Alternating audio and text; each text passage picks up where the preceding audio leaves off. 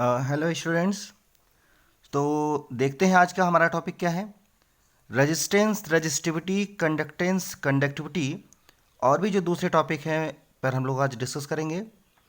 मैं रिपीट कर दूं, लास्ट लेक्चर में आप लोगों को याद होगा कि हम लोगों ने पढ़ा था कि रेजिस्टेंस जो होता है ये एक तरह का हिंड्रेंस होता है जो फ्लो ऑफ आयंस या फ्लो ऑफ इलेक्ट्रॉन के भी रास्ते में आता है। ठीक है, एक तरह का रुकावट। अगर जो कंडक्टेंस है, अगर मैं बात करूं तो हमेशा ही कंडक्टेंस रेजिस्टेंस का रेसिप्रोकल ही होगा, क्योंकि रेजिस्टेंस रुकावट जितना कम होगा उतना ज़्यादा आसानी से कंडक्टिविटी होगी या कंडक्टेंस होगा, है ना। करंट का फ्लो होना इस बात पर डिपेंड करेगा कि उसके रास्ते में, उसके इलेक्ट्रॉनों के रास्ते में या उसके आयंस के रास्ते में कितना कम से कम रुकावट है। ठीक है, लेकिन मैं थोड़ा सा रिपीट करूं कि हमारा जो टॉपिक है रेजिस्टेंस, एक्चुअली हम लोग डील करते हैं कि इलेक्ट्रोलिटिक सेल, चूंकि हम बात कर रहे हैं सेल का, इलेक्ट्रोलिटिक सेल का रेजिस्टेंस कैसे निकाला जाए, है ना। क्योंकि फिजिक्स में रेजिस्टेंस निकालने का तरीका और केमिस्ट्री में थोड़ा थोड़ा सा अलग है। क्यों? क्योंकि हमारे पास प्रैक्टिकली हम लोग सेल का रेजिस्टेंस निकालते हैं। हमें फ्लो ऑफ आयन से मतलब है, फ्लो ऑफ इलेक्ट्रॉन से नहीं। और आपको मैं बता दूं, व्हीटस्टोन ब्रिज, ये टर्म आपको ने पीछे पढ़ लिया है। व्हीटस्टोन ब्रिज जो कि नेक्स्ट लेक्चर में हमारे आएगा, उसके हेल्प से हम लोग रेजिस्टेंस निकालते हैं। Means resistance can be measured with the help of Wheatstone bridge. ठीक है, तो रेजिस्टेंस मेजर कैसे करते हैं व्हीटस्टोन ब्रिज से, वो थियोरेटिकली भी हम लोग देखेंगे। और व्हीटस्टोन ब्रिज बना के मैं आपको लेक्चर में दिखाऊंगा कि रेजिस्टेंस उससे निकालते कैसे हैं। उसके पहले मैं आपको बता दूं कि जो रेजिस्टेंस आर है उसी का स्पेशल केस होता है रजिस्टिविटी, स्पेशल केस। ठीक है, जो रेजिस्टेंस आर है, आर, ये एक्चुअली प्रोपोर्शनल टू होता है लेंथ अब और एरिया के। ठीक है, लेंथ और एरिया। लेंथ किसका? लेंथ होता है, ठीक है, जो क्रॉस सेक्शन होते हैं, जो इलेक्ट्रोड्स लगे होते हैं, ठीक है, उनका जो लेंथ होता है, उनके क्रॉस सेक्शन का जो एरिया होता है, उसी के प्रोपोर्शनल होता है रेजिस्टेंस आर। और अगर आप प्रोपोर्शनलिटी का साइन हटाएंगे, अगर आप प्रोपोर्शनलिटी का साइन हटाएंगे तो यहाँ पे एक कांस्टेंट लगाएंगे जिसको हम पढ़ते हैं रो, आर एच ओ होता है। और ये जो कांस्टेंट रो है इसी को बोलते हैं रेजिस्टिविटी। मतलब कि अगर लेंथ, ठीक है, अगर लेंथ को, रेजिस्टेंस जो आप देख पा रहे हैं, लेंथ को हम लोग यूनिटी रखें 1 मीटर या 1 सेंटीमीटर, और क्रॉस सेक्शन का एरिया भी हम लोग 1 सेंटीमीटर स्क्वायर या 1 मीटर स्क्वायर रखें, तो ऐसे में आर इक्वल टू क्या हो जाएगा? रो हो जाएगा। और उसी समय रेजिस्टेंस को हम रेजिस्टिविटी बोलते हैं, आर इक्वल टू रो हो जाता है। ठीक है, ध्यान रखेंगे। मैं बता देता हूं, अगर मान लीजिए एल की वैल्यू 1 सेंटीमीटर रख दिया जाए और एरिया की वैल्यू 1 सेंटीमीटर स्क्वायर रख दिया जाए, तो रेजिस्टेंस ही रेजिस्टिविटी हो जाता है। ठीक है, तो अगर आप रेजिस्टिविटी को डिफाइन करना चाहें तो आप कह सकते हैं कि resistivity is defined as the resistance of a conductor whose length is 1 centimetre and area of cross section is 1 centimetre square. ध्यान रखिए, लेंथ 1 सेंटीमीटर की जगह पर 1 मीटर भी हो सकता है और एरिया तब 1 मीटर स्क्वायर हो जाएगा। Then the resistance become resistivity, that is actually specific resistance. ध्यान रखेंगे, रेजिस्टिविटी ही स्पेसिफिक रेजिस्टेंस होता है। ठीक है, अब दूसरी बातें करें हम लोग। कंडक्टेंस, एनसीईआरटी ने कंडक्टेंस को कैपिटल जी से इंडिकेट किया है, लेकिन आप कंडक्टेंस को कैपिटल सी से भी इंडिकेट कर सकते हैं। लेकिन ध्यान रखिएगा, कंसंट्रेशन को भी कैपिटल सी से दिखाया जाता है, इसलिए आप इसको स्मॉल सी बनाएंगे। मैं स्मॉल सी बना दिया हूं। ठीक है, कंडक्टेंस को स्मॉल सी से और कंसंट्रेशन को कैपिटल सी से दिखाइएगा, या फिर आप कैपिटल जी यूज कर सकते हैं।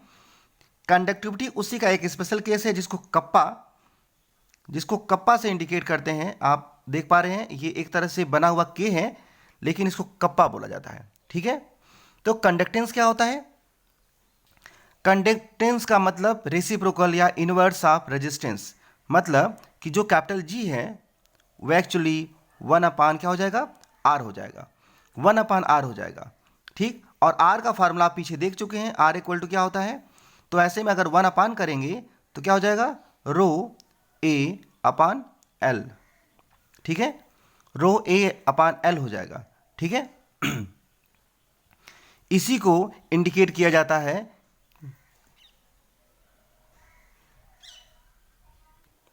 इसी को इंडिकेट किया जाता है। तो रो भी 1 अपान हो जाएगा, ये आप तो बोलते ही नहीं है एक तो। ठीक है, मैं फिर से लिख रहा हूं इसको, देखिए 1 अपान रो हो जाएगा और ये हो जाएगा ए अपान एल। हाँ, पूरा थोड़ा क्लियरली देखिए, 1 अपान आर करेंगे तो 1 अपान रो हो जाएगा और ए अपान एल हो जाएगा। जो 1 अपान रो है मतलब कि रजिस्टिविटी, ध्यान से देखिए, कंडक्टेंस रेजिस्टेंस का रेसिप्रोकल होता है, जबकि जब आप रेसिप्रोकल करेंगे तो ये 1 अपान रो हो जाएगा, मतलब रजिस्टिविटी भी रेसिप्रोकल हो जाएगा। इसी को बोला जाता है कपा, इसी को बोला जाता है कपा। तो इसका मतलब ये हुआ कि जो कंडक्टिविटी है वो रजिस्टिविटी का रेसिप्रोकल, और जो कंडक्टेंस है वो रेजिस्टेंस का रेसिप्रोकल होता है। तो अगर आप ये भी कहना चाहें कि जो कंडक्टेंस है, अगर एरिया को हम लोग 1 सेंटीमीटर स्क्वायर या 1 मीटर स्क्वायर रखें और लेंथ को हम 1 सेंटीमीटर या 1 मीटर रखें, तो ऐसे में कैपिटल जी जो है वही क्या बन जाएगा, कपा बन जाएगा। मतलब conductance is also known as conductivity in the case of the length of resistance is 1 centimetre और 1 metre and cross section area of cell is 1 centimetre square और 1 मीटर स्क्वायर। ठीक है, तो ऐसे में आप देख पा रहे हैं कंडक्टिविटी और कंडक्टेंस एक दूसरे के स्पेशल केसेस हैं। रेजिस्टेंस रेजिस्टिविटी, ध्यान से देखेंगे, रेजिस्टेंस को रेसिप्रोकल करके कंडक्टेंस निकाला जा सकता है। इस फार्मूले के चक्कर में मत पड़िएगा। अगर रेजिस्टेंस दिया है तो उसका रेसिप्रोकल करके आप निकाल सकते हैं कंडक्टेंस, और अगर आपके पास दिया हुआ है रेजिस्टिविटी तो उसका रेसिप्रोकल करके निकाल सकते हैं आप कंडक्टिविटी। ठीक है, रेजिस्टेंस निकालने का तरीका व्हीटस्टोन ब्रिज के हेल्प से होगा। तो व्हीटस्टोन ब्रिज की हेल्प से हम लोग रेजिस्टेंस निकालना सीखेंगे, फिर आप सारी चीज़ें एक एक करके निकाल सकते हैं। ठीक है, थोड़ा यूनिट पे आइए। रेजिस्टेंस का यूनिट आप पहले से देख चुके हैं, रेजिस्टेंस का यूनिट आप पहले से ही देख चुके हैं। ठीक है, आपको याद होगा रेजिस्टेंस का यूनिट क्या था, रेजिस्टेंस का यूनिट क्या था, उसका यूनिट था ओम। ठीक है, अगर आपको कहा जाए कि सबका मैं यूनिट लिख दे रहा हूं, ठीक है, यूनिट, तो रेजिस्टेंस का यूनिट हो जाता है ओम। रेजिस्टिविटी का यूनिट ओम सेंटीमीटर या ओम मीटर हो सकता है, डिपेंड करता है कि आप किस यूनिट में लिखते हैं, ओम सेंटीमीटर या ओम मीटर हो सकता है। ठीक है, कंडक्टेंस, कंडक्टेंस के यूनिट की बात करिए आप देख पा रहे हैं उसका रेसिप्रोकल है, तो ऐसे में कंडक्टेंस का यूनिट ओम इनवर्स हो जाएगा, ओम इनवर्स। ठीक है, और अगर बात करूं मैं कंडक्टिविटी के क्या नाम है यूनिट की, तो कंडक्टिविटी की जो यूनिट होगी वो आप उसका उल्टा कर देंगे, तो उल्टा करेंगे तो क्या निकल के आएगा, उल्टा करेंगे तो निकल के आएगा ओम इनवर्स सेंटीमीटर इनवर्स, या आप इसी को बोलेंगे ohm inverse metre inverse, depend करता है कि ओम मीटर का इनवर्स करेंगे तो। ठीक है, लेकिन इसको एसआई में, एसआई यूनिट में ओम इनवर्स और मीटर इनवर्स को ही क्या कहा जाता है, थोड़ा उसको ध्यान रखिए। ओम इनवर्स को बोला जाता है साइमेन। ठीक है, तो साइमेन सेंटीमीटर इनवर्स या फिर साइमेन मीटर इनवर्स भी कह सकते हैं। ठीक है, ध्यान रखिएगा, ओम इनवर्स को हम साइमेन बोलते हैं, तो साइमेन इनवर्स या साइमेन सेंटीमीटर इनवर्स या मीटर इनवर्स हो जाएगा। ठीक है, अच्छा, तो कंडक्टिविटी का जो ये यूनिट है ये बेसिकली यूज किया जाता है साइमेन सेंटीमीटर इनवर्स। ठीक है, और क्या नाम है, साइमेन मीटर इनवर्स। ठीक है, ध्यान रखेंगे इस बात को। अब आगे बढ़ें और इसको कन्वर्ट करना भी थोड़ा सीखिएगा। 1 siemens centimetre inverse equal to 100 siemens metre inverse होता है। ठीक है, मान लीजिए किसी फार्मूले में, किसी न्यूमेरिकल में आपको सेंटीमीटर इनवर्स को मीटर इनवर्स में कन्वर्ट करना है, तो 100 से मल्टीप्लाई कर देंगे, वो कन्वर्ट हो जाएगा। ठीक है, अच्छा, अब एक और मैं आपको टेबल दिखाता हूँ, उसको देखिए। ये एनसीईआरटी का टेबल है। ठीक है, एनसीईआरटी का टेबल 3.2 है। आप इसमें देख पा रहे हैं कि इसमें कंडक्टिविटी की कुछ वैल्यू दी गई है। कुछ मटेरियल्स हैं, कंडक्टर्स, इंसुलेटर, एक्वस सॉल्यूशंस और सेमीकंडक्टर्स। इसमें कंडक्टिविटी की वैल्यू दी गई है और इस वैल्यू से आपको पता चल जाएगा कि 6.2 इंटू 10⁻³ जो साइमन मीटर इनवर्स वैल्यू है कंडक्टिविटी की, वो मैक्सिमम होती है किसके लिए? सिल्वर के लिए, ठीक है। और उसके बाद नंबर किसका? कॉपर का है। उसके बाद गोल्ड का नंबर है। कंडक्टर्स के कंडक्टिविटी की वैल्यू हमेशा ही ज़्यादा होती है। ग्लास, टेफ्लॉन एक तरह का पॉलीमर है, ये इसकी कंडक्टिविटी की वैल्यू काफ़ी कम होती है। एक्वस सॉल्यूशन में आप देख पा रहे हैं जो प्योर वाटर है उसकी कंडक्टिविटी की वैल्यू काफ़ी कम है, माइनस में दिया है 10⁻⁵। वैल्यू फिर बढ़ती जा रही है 3.91। इस तरीके से आप देख पा रहे हैं कि मोलरिटी के हिसाब से देखा जाए तो HCl की वैल्यू, सेमीकंडक्टर में भी जो वैल्यू है वो जर्मेनियम की काफ़ी ज़्यादा है, 2 वैल्यू है, जबकि सिलिकॉन उससे कम वैल्यू है 10⁻²। कॉपर के ऑक्साइड की वैल्यू 10⁻7। तो सेमीकंडक्टर ये होते हैं जिसकी कंडक्टिविटी की वैल्यू इंसुलेटर और कंडक्टर के बीच में चलती है। एक मैं आपको इंपॉर्टेंट बात बता दूं, सुपर कंडक्टर नाम की भी चीज़ पाई जाती है। तो सुपर कंडक्टर एक्चुअली बनाया गया है, ठीक है। सुपर कंडक्टर का मतलब ही होता है, आप इस पूरे पैराग्राफ को पढ़िएगा, सुपर कंडक्टर का मतलब ही होता है, मैं आपको थोड़ा दिखा देता हूँ, ठीक है। सुपर कंडक्टर्स डिफिनेशन इसका मतलब होता है कि जीरो रजिस्टिविटी होती हो। ध्यान रखिए, रजिस्टिविटी जीरो कभी हो नहीं सकती, ये बाय डिफिनीशन है कि रजिस्टिविटी जीरो मान ली जाए इनफाइनाइट कंडक्टिविटी पर, और ऐसा मतलब होता है टेम्परेचर 0 से 15 केल्विन के बीच में होता हो। बाद में कुछ सुपर कंडक्टर और बनाए गए जिसके 150 केल्विन के टेम्परेचर तक भी उसकी कंडक्टिविटी को मेजर किया गया, ठीक है। कुछ ऑक्साइड्स हैं, कुछ सरमाइक मटेरियल्स हैं जिनकी कंडक्टिविटी बहुत ज़्यादा होती है, ठीक है, और उस समय रेजिस्टिविटी की वैल्यू हम जीरो मान के चलते हैं, ठीक। अब हम लोग टॉपिक को आगे बढ़ाएंगे। तो चलिए मैं आपको दिखाता हूँ कि रेजिस्टेंस कैसे मेज़र किया जाता है। मैंने पहले सोचा था कि नेक्स्ट लेक्चर में इसको बताऊँगा, बट अभी देख लेते हैं इसको, ठीक है। नेक्स्ट लेक्चर में मैं कुछ और टॉपिक लेके आपके लिए आऊँगा। Measurement of the conductivity of ionic solution bye Wheatstone bridge. ध्यान रखिए, कंडक्टिविटी मेजरमेंट लिखा गया है, इसका ये मतलब नहीं, एक्चुअली व्हीटस्टोन ब्रिज से हम रजिस्टेंस मेजर करते हैं, जिसके हेल्प से रजिस्टिविटी मेजर करके, रेसिप्रोकल करके कंडक्टिविटी मेजर किया जाता है, ठीक है। मैं रिपीट कर दूं, किसी भी कंडक्टिविटी सेल के लिए जो उनके बीच के डिस्टेंस होते हैं, डिस्टेंस L बिटवीन 2 इलेक्ट्रोड्स, वो फिक्स्ड होते हैं और उनके क्रॉस सेक्शन का एरिया भी फिक्स्ड होता है A, इसलिए लेंथ अपॉन एरिया को कांस्टेंट कहा जाता है। एक्चुअली इसे कहा जाता है सेल कांस्टेंट, ठीक है। सेल कांस्टेंट, किसी भी कंडक्टिविटी सेल के लिए सेल कांस्टेंट की वैल्यू फिक्स होती है, जो इंडिकेट करती है इलेक्ट्रोड्स के बीच के लेंथ को और क्रॉस सेक्शन एरिया को। दूसरी बात, कंडक्टिविटी सेल का यूज करते समय कुछ प्रॉब्लम्स आते हैं, उस प्रॉब्लम को कैसे, पहले तो मैं आपको थोड़ा समझाऊं कि प्रॉब्लम्स कौन कौन से हैं। आपको मैं बता दूं कि जो कंडक्टिविटी सेल्स होते हैं, अगर उसमें हम लोग डायरेक्ट करंट मतलब डीसी करंट भेजते हैं, तो डीसी करंट भेजने से composition of the solution change होता है। कैसे? क्योंकि उसमें इलेक्ट्रोलिसिस होगा, इलेक्ट्रोलिसिस जो सॉल्यूशन का होता है उसकी वजह से कंसंट्रेशन इलेक्ट्रोलाइट का बदलेगा, इलेक्ट्रोड पे भी जाके कुछ जो है कंसंट्रेशन डिपॉजिट होते हैं, और इसको बोलते हैं पोलराइजेशन इफेक्ट।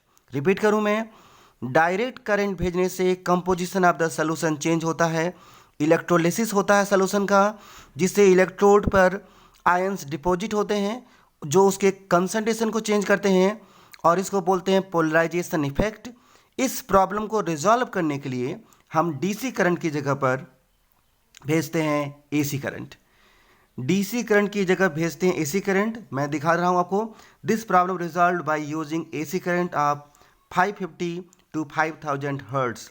और नल पॉइंट को चेक करने के लिए हम ईयरफोन का यूज करते हैं, ठीक है। ईयरफोन जिसमें साउंड के हेल्प से हम नल पॉइंट को चेक करेंगे। वैसे क्या था, वैसे हम गैलोनोमीटर का यूज करते हैं नल पॉइंट का यूज करने, नल पॉइंट चेक करने के लिए, लेकिन यहाँ पे हम लोग ईयरफोन यूज करेंगे जो कि नल पॉइंट को बताएगा। नल पॉइंट क्या होता है अभी मैं बताऊंगा। दूसरा प्रॉब्लम क्या आता है, दूसरा प्रॉब्लम ये आता है कि जो सॉल्यूशन है वो हम लोग कनेक्ट नहीं कर सकते हैं ब्रिज लाइक मटेरियल से या वायर से, ठीक है, किसी भी सॉलिड कंडक्टर से, ठीक है। ये प्रॉब्लम को सॉल्व करने के लिए एक स्पेशली डिजाइंड मटेरियल का बनाया गया वेसल होता है, जो कि नॉर्मली होता किसका है, देख पा रहे हैं आप लोग, पायरेक्स ग्लास का, ठीक है। तो किसी भी कंडक्टिविटी सेल का यूज नहीं किया जा सकता क्योंकि जो कंडक्टिविटी सेल्स होते हैं, जो उनके साल्ट ब्रिज होते हैं, उसमें प्रॉब्लम्स आती हैं। जो डीसी करंट सेंड करना है उसमें की जगह पर हम एसी भेजते हैं। ये सारे प्रॉब्लम को रिजॉल्व करके हम लोग यहाँ पर दो बातें ले आते हैं। पायरेक्स ग्लास का बना स्पेशली डिजाइन कंडक्टिविटी सेल, जिसके लेंथ इलेक्ट्रोड के बीच में कांस्टेंट होते हैं, एरिया कांस्टेंट होता है। डीसी पोलराइजेशन इफेक्ट को बचाने के लिए या उसको रिजॉल्व करने के लिए हम एसी भेजते हैं, और नल पॉइंट को चेक करने के लिए ईयरफोन का लगाते हैं। ठीक है, अब आप देख पा रहे हैं यहाँ पर ये कंडक्टिविटी सेल है R2। मैं बता दूं, यहाँ पे कंडक्टिविटी सेल रहेगा, जिससे ये जो इलेक्ट्रोड हैं, इलेक्ट्रोड के दोनों टर्मिनल उस कंडक्टिविटी सेल से कनेक्ट रहेंगे, जो कि मैं दिखाया नहीं हूँ। ठीक है, यहाँ पर P डिटेक्टर है, जो कि वही ईयरफोन होगा जो कि आप देख पा रहे हैं। R4 और R3 दो इलेक्ट्रोड्स हैं जो कि फिक्स रहते हैं, और R1 एक वेरिएबल इलेक्ट्रोड्स हैं। रिपीट करूं, R2 यहाँ पर कंडक्टिविटी सेल से लगाया गया इलेक्ट्रोड है, रेजिस्टेंस है। ठीक है, R1 वेरिएबल रेजिस्टेंस है, R4 R3 फिक्स्ड रेजिस्टेंस है, और P डिटेक्टर्स है। ठीक है, अब होता क्या है, हम R1 वेरिएबल रेजिस्टेंस का यूज करके वेरिएबल तब तक वेरी कराते हैं जब तक कि डिटेक्टर से साउंड आता रहता है। जब इससे साउंड नहीं आएगा हम उसको बोलते हैं नल पॉइंट। ठीक है, जो इंडिकेट करता है कि अब ये कंडक्टिविटी सेल सेट हो चुका है। ठीक, और ऐसे कंडीशन में जब नल पॉइंट ऑब्जर्व हो जाता है तो R1/R2 इक्वल टू R3/R4 का रिलेशन यूज करके, ये सिंपल व्हीटस्टोन रिलेशंस हैं। ठीक है, जो कि फिजिक्स में आपको पढ़ा दिए गए होंगे या तो पढ़ाए जाएंगे। इसका यूज करके हम निकाल लेते हैं क्या, R2 R2 निकाल लेते हैं। R2 क्या है, ये रेजिस्टेंस ऑफ कंडक्टिविटी सेल है, और आपको मैंने बताया है कि रेजिस्टेंस ऑफ कंडक्टिविटी सेल का रेसिप्रोकल ही होता है कंडक्टेंस, और अगर उसमें सेल कांस्टेंट का मल्टीप्लिकेशन कर देंगे तो क्या निकल जाएगा, कप्पा। ठीक है, कप्पा तो कप्पा इक्वल टू होता है 1/रेजिस्टेंस of conductivity cell into cell constant, जिसकी वैल्यू होती है L/A, और कप्पा का मतलब है कंडक्टिविटी। इस तरीके से हम कंडक्टिविटी सेल का कंडक्टिविटी निकाल लेते हैं, कप्पा का निकाल लेते हैं। ठीक है, ये बड़ा ही आसान एक फार्मूला था कप्पा निकालने का तरीका। ठीक है, मैं रिपीट कर दे रहा हूं, देखिए इसको, कप्पा इक्वल टू, ठीक है, तो जो आप देख पा रहे हैं जी का फार्मूला जब मैं निकाल रहा था तो मैंने दिखाया था G इक्वल टू था कप्पा A/L। क्लियर बात हो रही है, कप्पा A/L करेंगे तो उसी हिसाब से उसी का यूज करके हम आसानी से रेजिस्टेंस का फार्मूला यूज करके हम कप्पा निकालते हैं। अगर आप रेजिस्टेंस का फार्मूला यूज करेंगे तो आप आसानी से कप्पा निकाल सकते हैं। इसी फार्मूले का यूज करके व्हीटस्टोन ब्रिज के हेल्प से हम लोग निकालते हैं कप्पा। रिपीट करूं, कंडक्टिविटी इक्वल टू 1/रेजिस्टिविटी of conductivity cell into cell constant, जिसका मतलब होता है L/A, और कप्पा निकाल के हम आगे का न्यूमेरिकल सॉल्व करते हैं। क्लियर बात हो गई। अब आज का टॉपिक यहीं तक रहेगा। ये सारे टॉपिक आप एक बार देखिए, समझिए, पढ़ने की कोशिश करिए। नेक्स्ट लेक्चर में मैं आपको मोलर कंडक्टिविटी और इक्विवेलेंट कंडक्टिविटी निकालना सिखाऊंगा, तब जाके न्यूमेरिकल लगाने लायक हम लोग हो जाएंगे। ठीक है, ओके, थैंक यू।